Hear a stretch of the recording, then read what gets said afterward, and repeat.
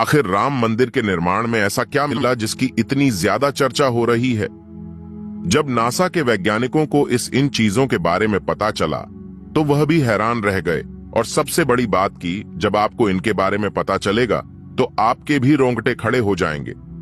एक बात और की, इस वीडियो को देखने के बाद आप भी अपने आप पर हिंदू और सनातनी होने पर बहुत ज्यादा गर्व करोगे। आखिरकार कई सालों के इंतजार की घड़ी अब खत्म हो चुकी है और राम मंदिर भी बनकर तैयार हो चुका है। अब लोग 22 जनवरी का इंतजार कर रहे हैं, क्योंकि इस दिन की भारत के लोगों को ही नहीं बल्कि दुनिया के लोगों को इंतजार है।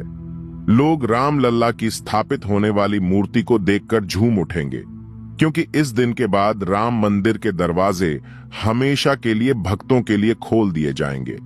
इस मूर्ति को बनवाने के लिए देश के 3 सबसे बड़े मूर्तिकारों को बुलवाया गया है, और जो भी भक्त इस ऐतिहासिक पल को अपनी आंखों से निहारेगा वह जीवन मरण के बंधन से मुक्त हो जाएगा।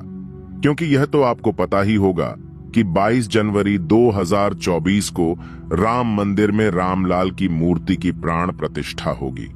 लेकिन यह मंदिर तो बनकर भले ही तैयार क्यों ना हो गया हो, लेकिन इसके निर्माण के समय कई ऐसे चमत्कार हुए हैं, उसे देखकर मंदिर के पड़ती समेत कई लोग दंग रह गए हैं। यहां तक इन चीजों को देखकर नासा के वैज्ञानिकों ने तो अपना सर ही पकड़ लिया है, और तो और वह एक ऐसी गहरी सोच में पड़ गए हैं कि मानो उन्होंने कोई भयानक चीज देख ली हो। आज की इस वीडियो में हम राम मंदिर के बनते वक्त हुए उन चमत्कारों और रहस्यमयी चीजें के बारे में आपको बताएंगे, जिसे सुनकर शायद आप भी यकीन ना कर पाओ। आपको बता दें कि जब यहाँ मंदिर निर्माण का काम चल रहा था तब एक 1200 खांभों की ड्राइंग तैयार करवाई गई और अमेरिका से एक विशिष्ट वैज्ञानिकों की टीम को बुलवाया गया ताकि वे इसका निरीक्षण करके होने वाली हर एक कमियों को दूर कर दे और राम मंदिर की शान में 4 चांद लगा दे। लेकिन जैसे ही राम मंदिर के निर्माण के वक्त वहां की धरती को खुद गया, तब उस धरती से एक ऐसी वस्तु निकली कि उसे BCC देखकर सभी के होश उड़ गए। और उसे चमत्कारी और दिव्या वस्तु ने न सिर्फ उन वैज्ञानिकों के होश उड़ाए बल्कि भारत सरकार को भी हिलाकर रख दिया, जिसके बाद तुरंत एक कमेटी बनाई गई और उसकी जांच के लिए लगा दी। लेकिन उसके बाद कुछ ऐसा हुआ कि वे सभी भी प्रभु श्री राम के भक्त बन गए। दरअसल यह बात है राम मंदिर के निर्माण के समय की, जब अमेरिका से थॉमस नाम के एक वैज्ञानिक भारत में राम मंदिर निर्माण कार्य के दौरे पर आए हुए थे। यहां आकर उन्होंने देखा कि राम मंदिर का निर्माण कार्य तो काफी चल रहा है, जिसके बाद उन्होंने अपना रूटीन काम फिर से करना शुरू कर दिया और अपना काम करना शुरू कर दिया। अपने काम करने के दौरान जैसे ही उनकी नजर मंदिर परिसर की तरफ गई तो उन्हें एक ऐसी जगह दिखाई जहां पर वहां धरती नरम पड़ी हुई थी। देखने में वह धरती वहां की जगह से पूरी अलग ही दिख रही थी। थॉमस को अपनी अंतरात्मा से कुछ अलग सी प्रेरणा मिलने लगी और तुरंत थॉमस ने अपने मजदूरों को वहां की खुदाई करने को बोल दिया। एक बार के लिए तो मजदूर भी हैरान हो गए कि ऐसी धरती की वह खुदाई क्यों करवा रहे हैं, लेकिन मजदूरों को तो उनका ऑर्डर मानना ही काम था, इसलिए उन्होंने बिना कुछ सवाल किए खुदाई शुरू कर दी। जैसे ही वहां पर खुदाई शुरू हुई, कुछ ही देर बाद उस धरती से पानी का प्रवाह शुरू हो गया। उस बहते हुए पानी को देख खुदाई करने वाले मजदूर परेशान हो गए, क्योंकि पानी के अंदर खुदाई करना मुश्किल ही नहीं बल्कि नामुमकिन सा हो जाता है। लेकिन जब इस पानी का सर्वेक्षण किया तो पता चला है कि यह पानी तो पास ही में बह रही सरयू नदी का पानी है। वे लोग यह समझ नहीं पाए कि यह माता सरयू का आशीर्वाद है कि वह खुद राम मंदिर की निर्माण में सहयोग कर रही थी। इस पानी ने सभी वैज्ञानिकों को एक गहरी सोच में धकेल दिया। वे यह सोचने लग गए कि अगर ऐसे ही पानी निकलता रहा तो जहां एक भव्य मंदिर का निर्माण कैसे हो पाएगा, क्योंकि एक पानी वाली सतह पर मजबूत मंदिर बनवाना कोई हंसी खेल की बात नहीं थी। उस समय सभी के दिमाग में एक ही बात थी कि सरयू नदी का मंदिर की भूमि के नीचे मिलना कोई चमत्कार है या फिर कोई कुदरत का करिश्मा, यह कोई भी नहीं जानता था। आखिरकार जब कोई भी समाधान नहीं मिला, तब सभी मिलकर श्री राम से प्रार्थना करने लगे, क्योंकि जाहिर सी बात थी जब तक वो माता सरयू के पानी की धारा बंद नहीं होगी तब तक आगे का काम शुरू नहीं किया जा सकता था। लेकिन अगले ही दिन श्री राम ने उनकी पुकार सुन ली और माता सरयू का पानी स्वतः ही बंद हो गया और एक बार फिर राम मंदिर का निर्माण कार्य जोरों शोरों से शुरू हो गया। और यह काम इस कदर चला कि अब यहां अपने अंतिम छोर पर पहुंच चुका है, या यूं कहें कि यह पूरा तैयार ही हो गया है और 22 जनवरी को यहां श्री राम की प्राण प्रतिष्ठा भी की जाएगी। यह मंदिर इतना भाव बना है कि इस देखने के लिए भारत सरकार ने यहां पर एक अंतर्राष्ट्रीय हवाई अड्डा भी बनवाया है, ताकि देश और दुनिया के लोग सीधे ही यहां पर आ सके और इसे देख सकें।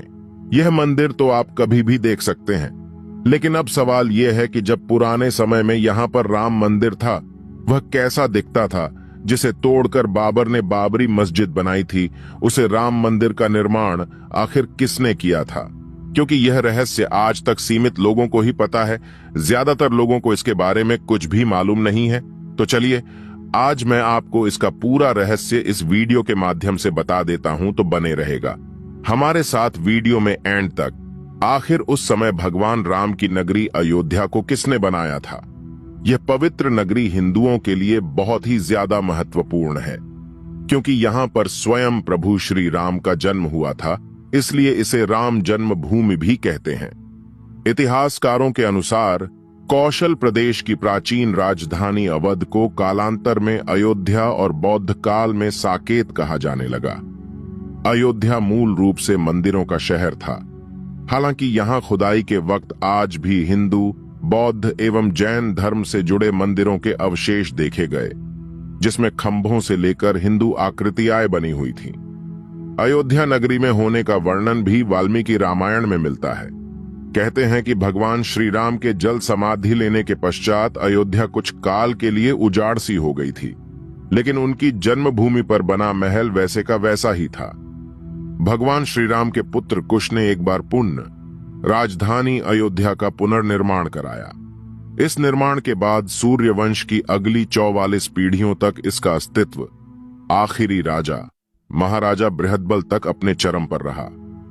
कौशल राज बृहदबल की मृत्यु महाभारत युद्ध में अभिमन्यु के हाथों हुई थी। महाभारत के युद्ध के बाद अयोध्या उजड़ सी हो गई, मगर श्री राम जन्मभूमि का अस्तित्व फिर भी बना रहा। इसके बाद यह उल्लेख मिलता है कि ईसा के लगभग 100 वर्ष पूर्व उज्जैन के चक्रवर्ती सम्राट विक्रमादित्य एक दिन आखेट करते करते अयोध्या पहुंच गए। थकान होने के कारण अयोध्या में सरयू नदी के किनारे एक आम के वृक्ष के नीचे वे अपनी सेना सहित आराम करने लगे। उस समय यहां घना जंगल हो चला था, कोई बसावट भी यहां नहीं थी। महाराज विक्रमादित्य को इस भूमि में कुछ चमत्कार दिखाई देने लगे। तब उन्होंने खोज आरंभ की और पास के योगी व संतों की कृपा से उन्हें झांत हुआ कि यह श्री राम की अवध भूमि है। उन संतों के निर्देश से सम्राट ने यहाँ एक भव्य मंदिर के साथ ही कूप, सरोवर, महल आदि बनवाए। कहते हैं कि उन्होंने श्री राम जन्मभूमि पर काले रंग के कसौटी पत्थर वाले 84 स्तंभों पर विशाल मंदिर का निर्माण करवाया था। इस मंदिर की भव्यता देखते ही बनती थी। विक्रमादित्य के बाद के राजाओं ने समय समय पर इस मंदिर की देखरेख की। उन्हीं में से एक शुंग वंश के प्रथम शासक पुष्यमित्र शुंग ने भी मंदिर का जीर्णोद्धार करवाया था। पुष्यमित्र का एक शिलालेख अयोध्या से प्राप्त हुआ था, जिसमें उसे सेनापति कहा गया है तथा उसके द्वारा 2 अश्वमेध यज्ञों के किए जाने का वर्णन है। अनेक अभिलेखों से झांत होता है कि गुप्त वंशीय चंद्रगुप्त द्वितीय के समय और तत्पश्चात काफी समय तक अयोध्या गुप्त साम्राज्य की राजधानी थी। गुप्तकालीन महाकवि कालिदास ने अयोध्या का रघुवंश में कई बार उल्लेख किया है। इतिहासकारों के अनुसार 600 ईसा पूर्व अयोध्या में एक महत्वपूर्ण व्यापार केंद्र था। इस स्थान को अंतरराष्ट्रीय पहचान 5वीं शताब्दी में ईसा पूर्व के दौरान तब मिली जबकि यह एक प्रमुख बौद्ध केंद्र के रूप में विकसित हुआ। तब इसका नाम साकेत था। कहते हैं कि चीनी भिक्षु फाहियान ने यहां देखा कि कई बौद्ध मठों का रिकॉर्ड रखा गया है। यहां पर 7वीं शताब्दी में चीनी यात्री हेनत्सांग आया था। उसके अनुसार यहां 20 बौद्ध मंदिर थे तथा 3000 भिक्षु रहते थे और यहाँ हिंदुओं का एक प्रमुख और भव्य मंदिर भी था, जहाँ रोज हजारों की संख्या में लोग दर्शन करने आते थे। इसके बाद ईसा की 11वीं शताब्दी में कन्नौज नरेश जयचंद आया तो उसने मंदिर पर सम्राट विक्रमादित्य के प्रशस्ति शिलालेख को उखाड़कर अपना नाम लिखवा दिया। पानीपत के युद्ध के बाद जयचंद का भी अंत हो गया। इसके बाद भारतवर्ष पर आक्रांताओं का आक्रमण और बढ़ गया। आक्रमणकारियों ने काशी, मथुरा के साथ ही अयोध्या में भी लूटपाट की और पुजारियों की हत्या कर मूर्तियां तोड़ने का क्रम जारी रखा। लेकिन 14वीं सदी तक वे अयोध्या में राम मंदिर को तोड़ने में सफल नहीं हो पाए। विभिन्न आक्रमणों के बाद भी सभी झंझावातों को झेलते हुए श्री राम की जन्मभूमि पर बना भव्य मंदिर 14वीं शताब्दी तक बचा रहा। कहते हैं कि सिकंदर लोदी के शासनकाल के दौरान यहाँ मंदिर मौजूद था। 14वीं शताब्दी में हिंदुस्तान पर मुगलों का अधिकार हो गया और उसके बाद ही राम जन्मभूमि एवं अयोध्या को नष्ट करने के लिए कई अभियान चलाए गए।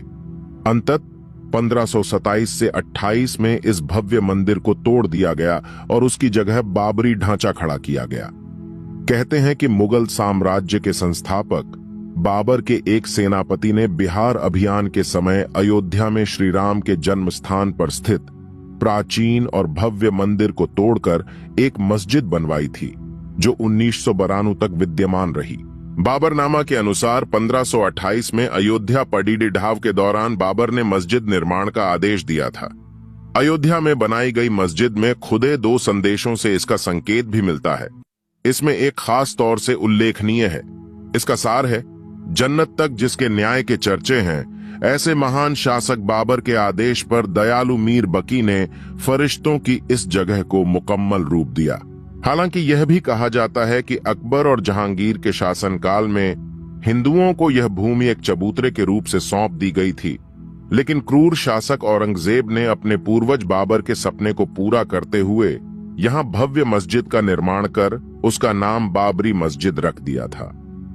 लेकिन अंत में बाबरी मस्जिद का भी विध्वंस कर दिया गया और इस जमीन पर कई वर्षों तक कैसे चलता रहा और अंत में यह जमीन हिंदुओं को सौंप दी गई, जिस पर आज श्री रामलाल का भव्य मंदिर बनकर तैयार हो चुका है और 22 जनवरी को यहाँ पर प्राण प्रतिष्ठा भी कर दी जाएगी, जिसकी तैयारी अब वैसे अगर आप में से कोई अयोध्या निवासी है तो हमें अयोध्या के बारे में कमेंट में जरूर बताना और ऐसी ही जानकारी को जानने के लिए चैनल को सब्सक्राइब करना मत